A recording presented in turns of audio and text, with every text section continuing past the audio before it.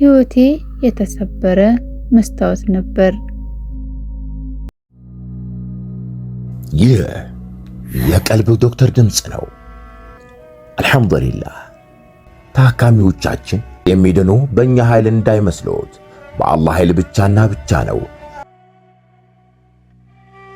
ከቀልብ ዶክተር ዓላማ ውስጥ የአላህን ተአምር ማንገስ ዋነኛው ነው። በየጊዜው በቀልብ ዶክተር ታክመው መዳናቸውን ማመን እስከሚያቀታቸው ሲቃይ የተናነቃቸው ሲገልጹ የአላህ ተአምር ምን ያህል የገዘፈና ግልጽ እንደሆነ ያሳየናል። ከህመም ወደ ጤነኝነት፣ ከጭንቀት ወደ ደስታ፣ ከጨለማ ወደ ብርሃን፣ ካላሰቡበት ወደ ስኬት የደረሱት በአላህ ተአምር ቢሆን እንጂ። ልብ ለአላህ እጅ የሰጠና የተናነሰ ሲሆን ግልጽ ይሆናል። አላህም እንዲህ ይለናል፣ አላህን ትገነዘቡና በእርሱ ታምኑ ዘንድ በችሎታው ላይ ያስረጅ የሆኑ ግልጽ ተአምራቶችን ያሳያቸዋል። አልበቀራ። ኑ ባላህ ቃል ያላህን ተአምር እናግስ። ሕክምና ማግኘት ሲፈልጉ ይሄንን ሊንክ ይጫኑ።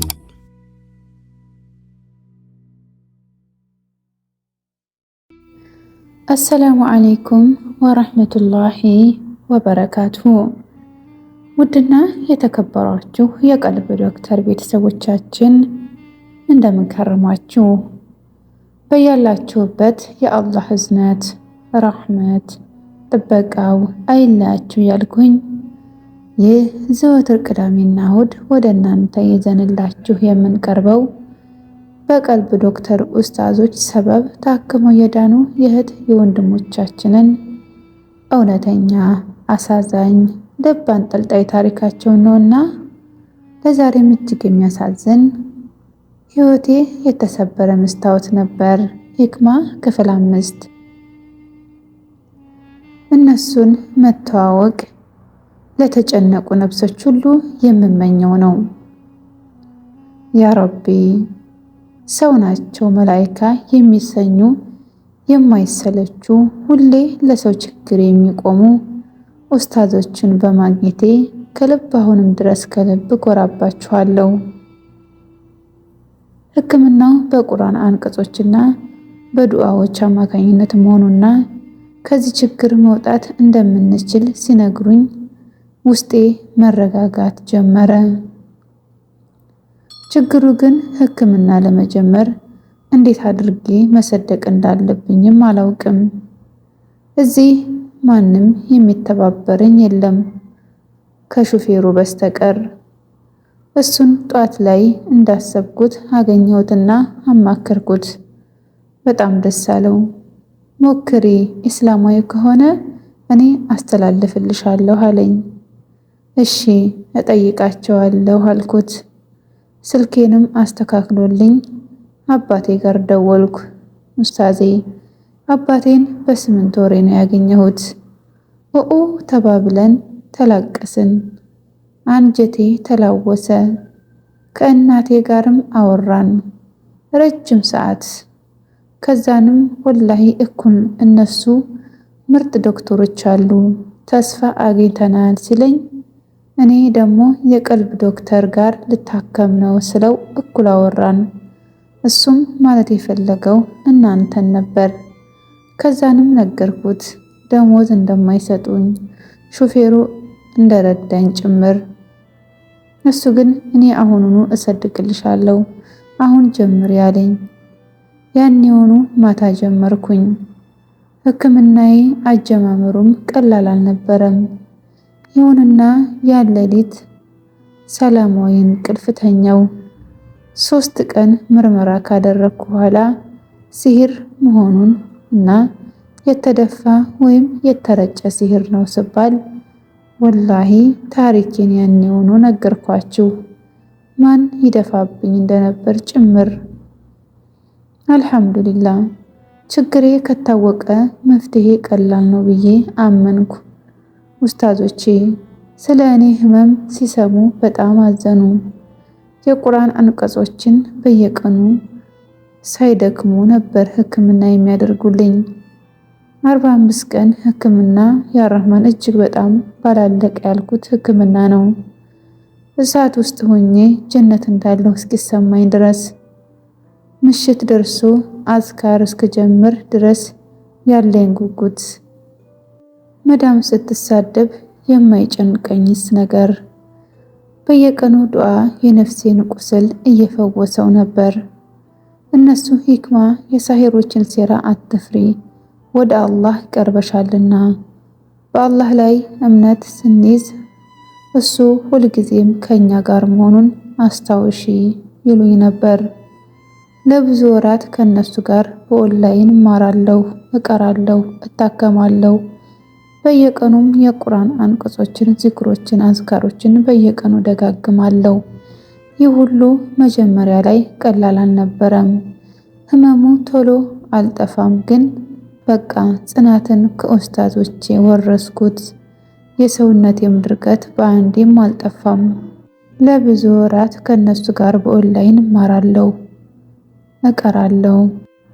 ድርቀቱ በአንዴ አልጠፋም፣ ግን እኔ አልተውኩትም።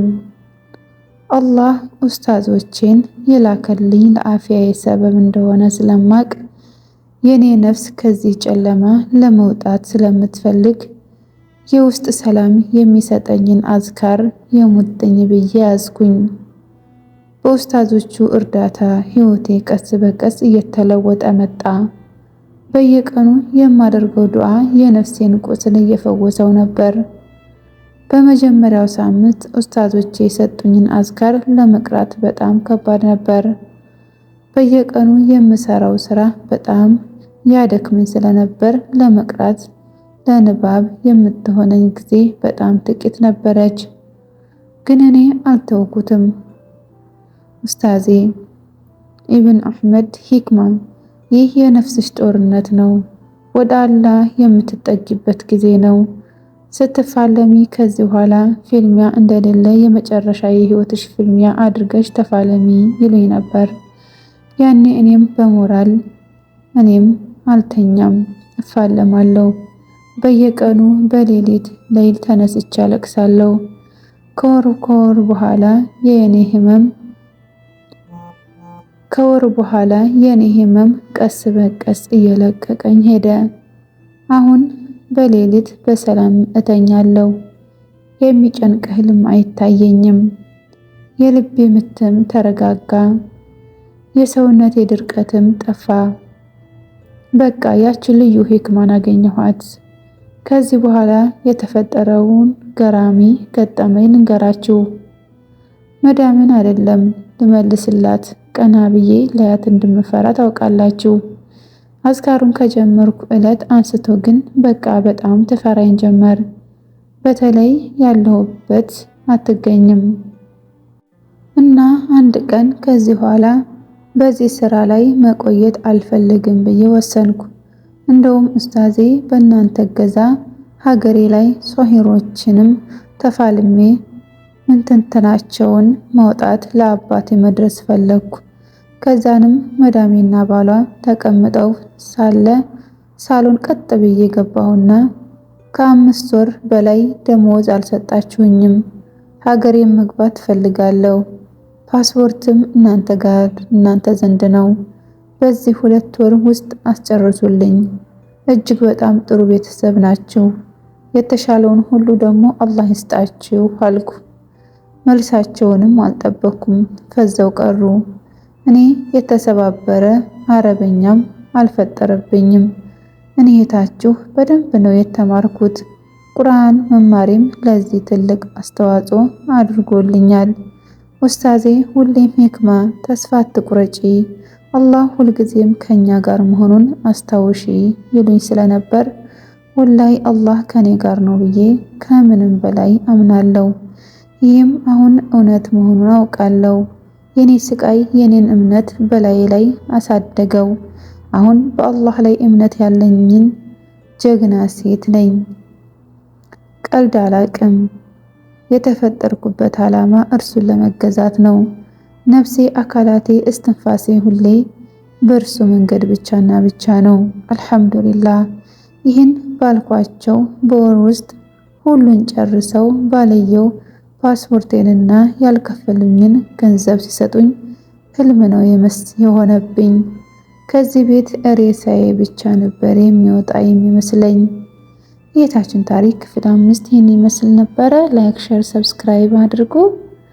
በክፍል 6 እስከምንገናኝ ድረስ ሰላም አለይኩም ወራህመቱላሂ ወበረካቱሁ። እንኳን ወደ ትክክለኛው የአፍያ መንደር በሰላም መጡ። የቀልብ ዶክተር በሲህር በጅን በአይንናስ እንዲሁም የስነ ልቦና ጫና የደረሰባቸው የሰው ዘር ፍጥረታት በሙሉ ታክሞ የሚድኑበት ነው። ሕክምናው በቁርአን፣ ሕክምናው በአስካሮች፣ ሕክምናው በዱዓዎች በሰደቃ የሚካሄድ ሲሆን ነቢያዊ ሱናን በተመረኮዙ እጅግ ጥበብና እውቀትን ባካበቱ የሩቃ ዶክተሮች ይታከማሉ። እወቁ፣ ሕክምናው ሸሪዓዊ ብቻ ነው። አያምልጦት፣ እድሉን ይጠቀሙ። ባሉበት ሆነው ራስዎን ያክሙ። ሕክምና ማግኘት ሲፈልጉ ተከታዩን ሊንክ ይጫኑ።